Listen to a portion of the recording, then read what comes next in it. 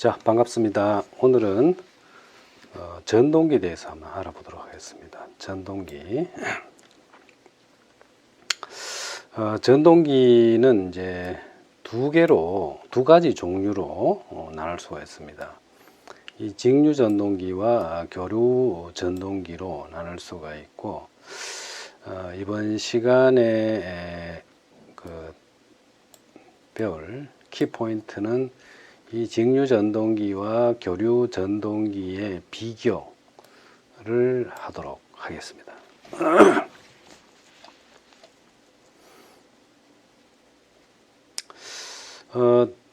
직류 전동기와 교류 전동기를 비교를 하기 전에 전동기부터 한번 알아보도록 하죠.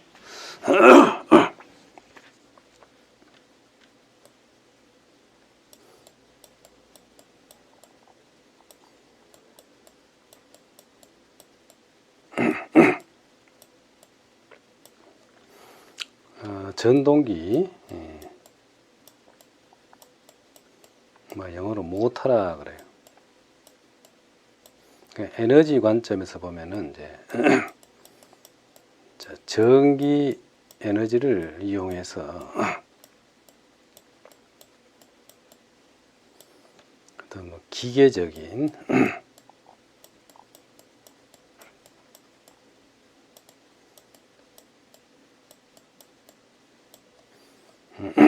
일을 하는, 우리가 원하는 기계적인 일을 하는 그런 용도로 이제 사용됩니다. 메커니컬 워크, 어떤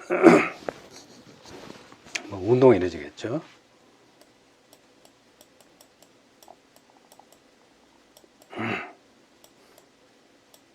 자, 결국 전기 에너지를 이제 운동 에너지로 바꿔서 어떤 기계적인 일을 하도록 하는 목적으로 사용되는 것이 이제 전동기다, 이렇게 볼 수가 있어요.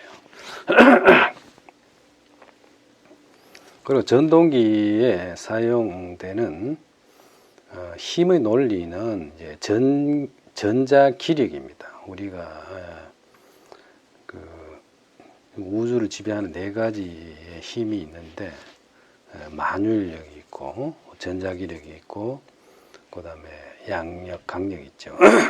그 중에서 전자 기력이 바로 이 전동기에 사용되는 힘의 원천이 된다. 그래서 이 전자 기력은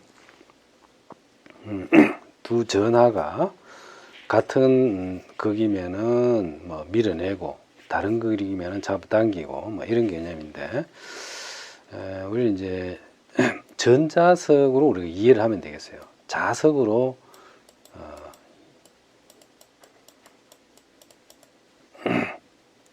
이해를 쉽게 하기 위해 자석으로 이해를 하면 되겠다.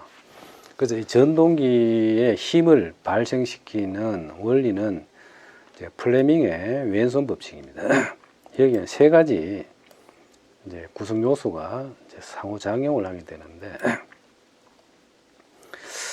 우선 전기장이라는 게 자기장이다. 자기장, 마그네틱 필드. 그 다음에 전류, 일렉트릭 커런트죠. 일렉트릭 커런트. 그 다음에 힘, 세 가지의 이제 그 요소가 작용을 하는데, 보통 자기장은 이제 우리가 자석으로 만들 수 있습니다. N극과 S극 있죠. 그래서 자석으로 자기장을 만들어낸다. 그래서 자석은 연구 자석도 좋고, 그 다음 전류를 흘려서 자석을 만들 수가 있습니다. 전자석이죠. 그래서 자기장이 이제 여기에 N극과 S극이 있으면은 요 방향으로 지금 자기장이 이제 발생하고 있죠. N극에서 S극으로. 그래서 손가락을 플레밍의 왼손 법칙에 의해서, 요게 이제 요 손가락이 이제 자기장의 방향을 나타내고, 자, 열어야 되죠. 이렇게.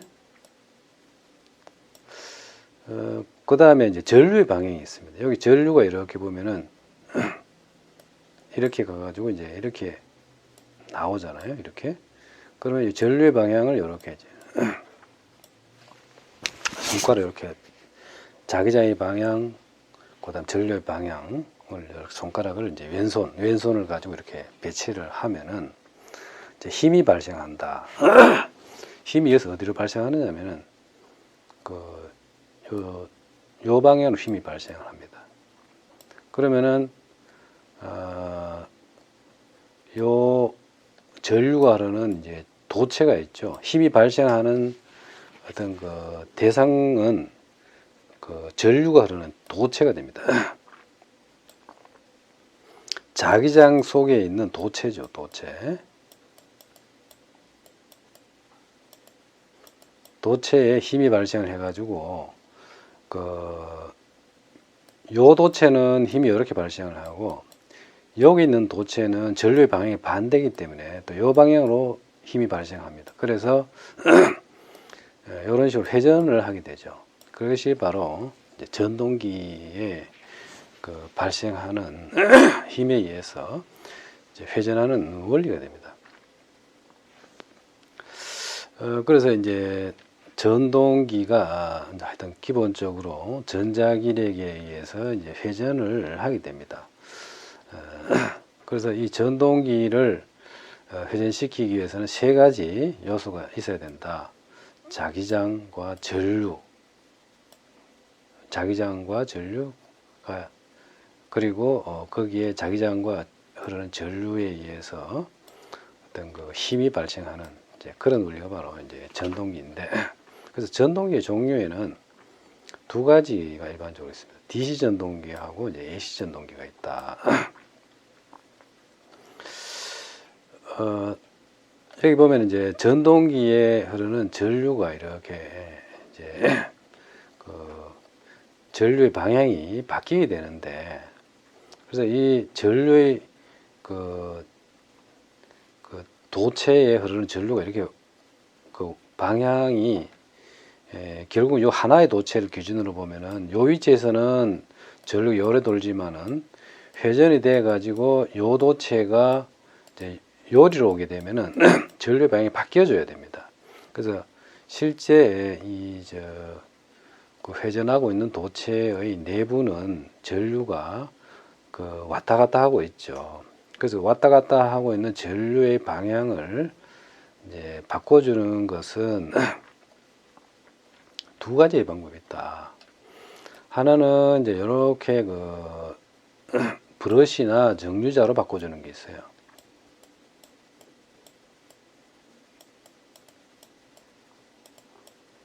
브러시나 정류자를 이용해서 전류의 방향을 바꿔주는 그러한 방식이 이제 DC 모터다 그럽니다. DC 모터다. DC 전동기다 이거죠. 바로 요거죠. 또 한 가지 방법은 이제 브러시나 정류자는 사용하지가 않고 외부에서 정류자 브러시 대신에 이 교류를 만들어주는 이제 인버터가 있어요. 인버터를 이용해서 흐르는 전류의 방향을 바꿔주는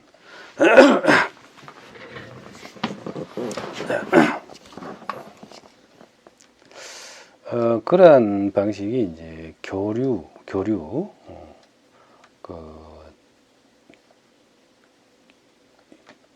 전동기다 그렇게 이야기 됩니다.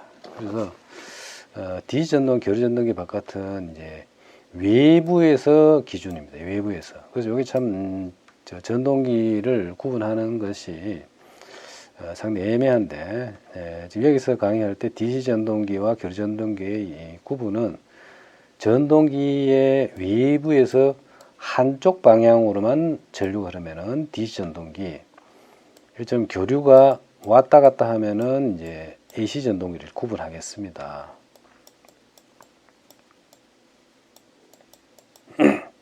그래서 요건 조금 단순한 부분이 있는데 자세히 보면은 요것도 참 좀 복잡하더라고요. 굉장히 복잡한데 이제 일단 여기서는 전동기의 바깥에서 봤을 때 그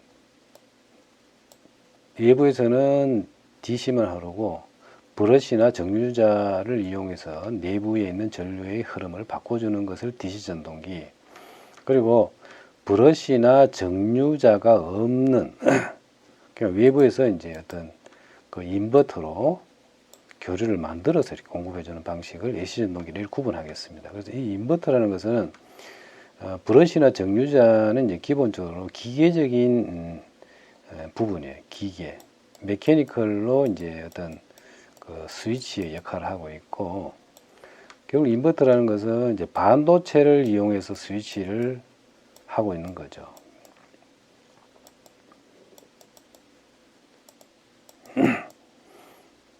그래서 과거에는 주로 DC 전동기를 많이 썼습니다. 브러쉬와 정류자를 이용한 기계적인 스위치로 이렇게 했는데, 그게 이제 반도체가 발전하기 전에 이야기이고, 요즘에는 브러쉬나 정류자를 쓰지 않은 반도체를 이용한 그 어떤 구동하는 방식으로 트렌드가 이렇게 넘어왔다는 거죠. 이렇게. 왜 이렇게 넘어올 수밖에 없었는지 한번 살펴보도록 하겠습니다. 여기에 이제 DC 전동기는 외부에 직류를 공급해 줘야 되니까 아웃풋에 컨버터가 바로 정류기나 초파가 주로 사용된다는 거고, AC 전동기는 교류를 공급해 줘야 되니까 인버터로 이렇게 구동을 하게 됩니다. 컨버터 자체만 보면은 가격이 이제 정류기나 초포도가 약간 저렴합니다. 그 다음에 인버터가 조금 더 살짝입니다. 뭐 많이 차이가 나지 않아요. 요즘에. 과거에는 이제 인버터 가격이 많이 났는데, 지금은 여러 가지 기술적인 그걸로 이제 그 가격의 갭이 자꾸 줄었다는 것다. 이렇게 이해를 하시면 되겠어요. 그 다음 유지보수 비용은 보통 이제 DC 전동기가 많이 듭니다. 왜냐하면 정류자나 브러쉬는 이렇게 중간중간에 이제 교체를 해줘야 됩니다. 자꾸 이제 기계적인 접촉에 의해서 그 스위치 작용을 하다 보니까 이 교체를 해줘야 되는 이런 비용이 들어가게 된다. 그런데 이제 인버터 같은 경우는 반도체로 하기 때문에 한번 설치해 놓으면은 교체할 일이 별로 없다는 거죠. 그 다음 제어의 관점에서 보면은 이제 DC 전동기는 제어가 아주 쉽습니다. 단순하게 제어가 할 수가 있는데, 반면에 교류 전동기는 상당히 복잡하다. 전압과 전류, 주파수. 그래서 컨트롤 반면에서는 이제 조금 이제 복잡한 그런 부분이 있다는 거고. 전동기의 크기나 가격으로 보면은 뭐 DC 전동기가 대체적으로 좀 더 큽니다. 같은 출력을 내는 경우에 그 정류자나 브러쉬를 포함하고 있기 때문에 좀 크게 된다는 거고, AC 전동이 좀 적습니다. 이게 뭐 전체적인 크기는 사실은 이제 컨버터하고 전동기를 같이 포함해야 되는 부분인데, 그래서 이 부분은 이제 따로 컨버터를 분리를 해보면은 전동기의 크기는 이제 DC 전동기가 브러쉬나 정류자가 붙기 때문에 상당히 좀 크게 나오는 그런 부분이 있다. 이제 이렇게 이제 뭐 간단하게 비교를 할 수 있는데, 근데 왜 이 AC 전동기가 중요성이 계속 증가해 왔어요. 과거에는 DC 전동기를 많이 했습니다.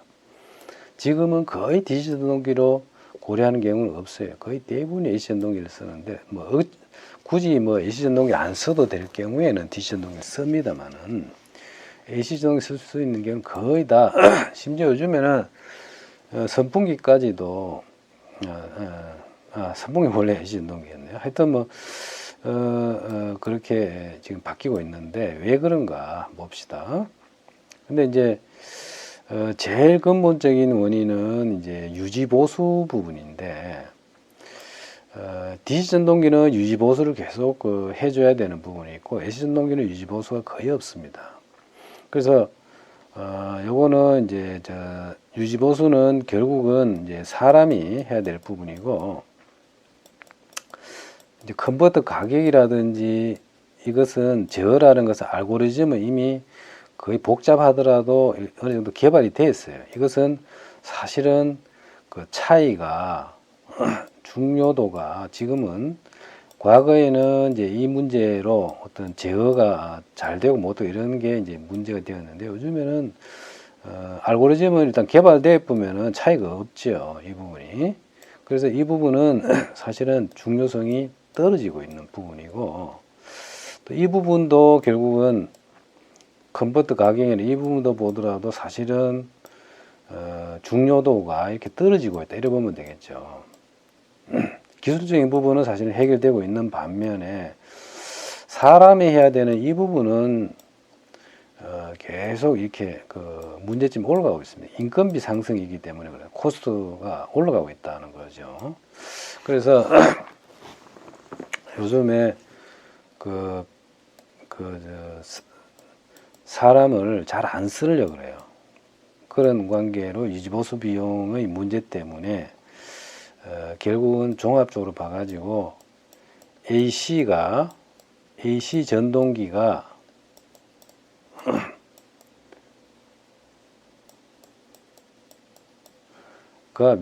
위너가 되는 거죠. DC 전동기는 아주 옛날에 많이 쓰여다가 지금은 거의 AC 정도 넘어오고 있다는 거죠. 그래서 그 가장 근본적인 원인이 유지보수 비용이라든지 이런 것들이 지금 문제가 되고 있기 때문에 그렇다는 거고, 그리고 상대적으로 컨버터 가격이라든지 제 알고리즘이라든지 이런 것은 어떤 여기에 의한 어떤 그 차이는 사실은 계속 갭이 줄어 있죠. 그래서 AC 전동기의 단점이었던 것들이 계속 개선이 되다 보니까 나중에 남는 것은 AC 전동기의 장점이 더 부각되었다, 상대적으로. 그래서 AC 전동기를 한번 설치해 놓으면은 거의 그 유지보수 그 비용이 상당히 적습니다. 그래서 AC 전동기로 지금은 거의 다 되고 있다. 그래서 내가 지금 강의에서도 사실은 DC 전동기는 별로 안 합니다. 지금 이번 학기에도 뺐는데, 과거에는 DC 전동기에 대해서 했었는데 지금은 DC 전동기 부분을 일단은 스킵을 하고 있는 이유도, DC 전동기는 거의 뭐 웬만하면 사용을 배제를 하려고 하고 있다, 이거죠. 그래서 그렇다는 거.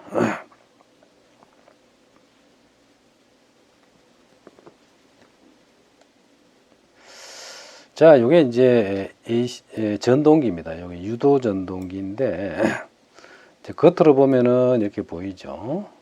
겉으로 보면 이렇게 보여요. 근데 이걸 갖다가 이제 내부를 보면은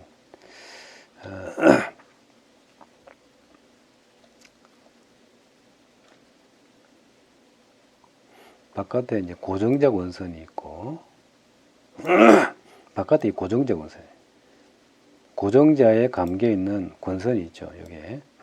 이 부분은 이제 그 자기장을 만들어내는 그 필드 권선이다, 그래 이야기를 합니다. 이 부분이. 그 다음에 이제 요 회전자, 요 부분이 이제 그 회전자 부분이고, 요게 이제 스테이터 부분, 고정자라 그러죠. 요거는 회전자 부분인데, 회전자에 여기도 이제 어떤 그 알루미늄 다이캐스팅이라 그래가지고, 하여튼 뭐 권선 대신에 어떤 그 발을 이렇게 해가지고, 하여튼 여기 로터와 회전자가 서로 자기장에 의해서 회전할 수 있도록 이렇게 힘을 발휘하게 됩니다. 그래서 이것은 필드를 만들어내는 자기장을 만들어내는 거고, 이것은 이제 그 전류죠. 전류를 흘리는 그 파트, 로터가. 그래서 이 전류와 이 자기장이 상호작용을 해서 전자기력에 의해서 힘이 발생해가 회전하게 된다는 거죠. 그럼 요거는 이제 유도 전동기가 되겠습니다. 그래서 나중에 이제 그 전동기도 교류 전동기도 두 가지로 나눌 수가 있어요. 이게 그 회전 계자 이제 로테이팅 필드라 그럽니다. 이 고정자 권선에서 이 교류가 공급이 되기 때문에 AC 못합니다. 요게. 그러면 AC가 공급되다 보니까 이게 로테이팅 필드가 됩니다. 그래서 계자 필드가 회전하는 속도하고 로타가 회전하는 속도가 약간 차이가 납니다. 그래서 이것을 이제 슬립이라고 그래요. 슬립. 나중에 이제 다음 시간에 하겠습니다만은 슬립이 발생함으로 해가지고 로타에 전압이 유기되어서 흐르는 전류가 발생합니다. 그러면 이 전류와 회전자에서 발생하는 그 자기장에 의해서 힘이 발생을 해서 회전하게 되는데, 그래서 이제 AC 전동기도 이제 슬립이 있는 전동기와 동기 전동기 이렇게 구분이 돼요. 그래서 지금 이제 유도 전동기 같은 경우는 대표적인 이제 비동기 전동기가 됩니다. 비동기 전동기. 비동기 전동기는 회전자와 회전 계자의 속도에 차이가 있는 것, 비동기 전동기. 요 회전 계자와 회전자의 속도가 동일한 것이 동기 전동기입니다. 그래서 이 동기 전동기는 어떤 영구 자석형이나 어떤 영구 자석형 혹은 릴락턴스 모터 이런 것들이 이제 주로 동기 전동기에 해당됩니다.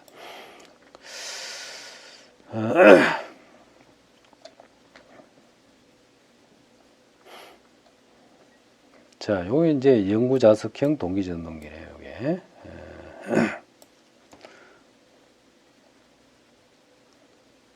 여기 이제 고정자가 있죠. 고정자에 보면은 여기 이제 그 권선이 관계 있죠. 이 권선이 관계 있어요. 이렇게. 그리고 로타 부분은 이제 요 부분은 이제 영구 자석을 쓰고 있습니다. 퍼머넌트 마그네트 재료를 여기에 이제 그 넣어가지고 회전자를 구성을 하고 있어요. 그래서 회전자에 있는 자석과 바깥에서 회전하고 있는 이제 필드가 서로 그 자석에 의해서 이 회전자가 이렇게 돌게 돼 있어요. 그래서 이런 전동이 돼 있다. 그 전동기가 모양이 엄청 다양하죠. 이런 모양도 전동기가 되고, 이런 모양 전동기가 되고. 그래서 바깥에서 보면은 이 부분은 이제 회전축이 됩니다. 회전축, 축단부가 되죠. 여기서 이렇게 팍팍 돌겠죠, 이렇게. 요도 이제 여기 회전축이 됩니다. 로타에 회전하고 있는 축이 바로 여기 바깥으로 나오죠. 그래서 여기에 어떤 걸 걸어 가지고 어떤 부하를 연결할 수가 있게 되겠죠. 자, 여기 주변에 뭐 돌아가는 거는 다 안에 전동기가 들어있다 이렇게 보면 됩니다. 뭐 세탁기라든지 여러분들이 심지어 선풍기도 그렇죠. 그래서 어마어마하게 이제 전동기가 역사적으로 보면은 굉장히 오래됐습니다. 그 반도체가 등장하기 전 아주 오래 전부터 이제 전동기가 사용되었고, 그래서 아주 옛날에는 이 전동기가 첨단 제품이었습니다. 첨단 제품. 지금 여러분들이 요즘에 하이텍 그러는데 전동기가 사실 첨단이었습니다. 옛날에는 전동기하고 그 다음에 전동기를 드라이빙하는 전력전자. 이제 전력전자는 이제 반도체가 등장하고 이렇게 했었고, 그리고 전력전자가 이제 등장하기 전에는 이게 이제 전동기를 구동하는 그런 것들이 정밀도가 많이 떨어졌어요. 굉장히 떨어져가지고 지금처럼 엘리베이터 같은 경우 지금은 층마다 서는 게 굉장히 정밀하게 섭니다. 보면 각 층에 딱 맞춰가지고 엘리베이터가 서고 이러는데 옛날에 이제 이 전력전자로 전동기를 정밀하게 제어할 수 없었던 시절에는 엘리베이터를 보면은 엘리베이터의 높이와 건물의 높이에 보면은 이렇게 차이가 났어요. 그래서 에러가 있었다는 거예요. 그 당시에는. 근데 지금은 굉장히 정밀하게 전동기를 제어해서 그 엘리베이터라든지 차량의 위치가 아주 정밀하게 위치가 제어가 되고 있다는 것을 볼 수가 있습니다. 자, 요게 이제 이제 전동기를 이 축을 갖다 이렇게 이쪽으로 쫙 잘랐죠. 이렇게 해가지고 커팅을 해가지고 요 단면을 이렇게 그렸는데 여기 보면은 여기에 이제 회전자의 도체가 있습니다. 여기에 이제 회전 도체가 있죠. 회전자가 있고 그다음에 이 부분이 이제 그 고정자입니다. 이 고정자 삼상 코일을 감았고 삼상 코일에 이제 그 삼상 교류 전원을 공급을 합니다. 여기 이제 앞에 요 이제 인버터가 달려 있죠.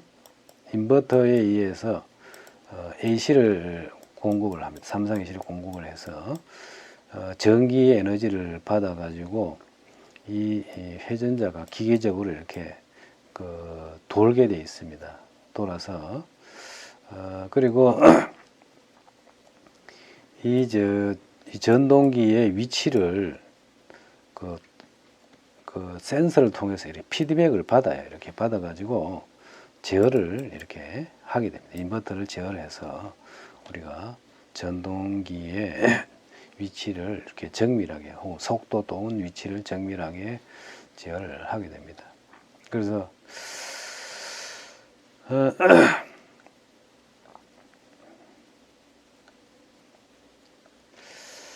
자, 오늘은 우선 전동기의 그 기본적인 힘의 원리 그리고 전동기의 비교를 한번 해봤습니다.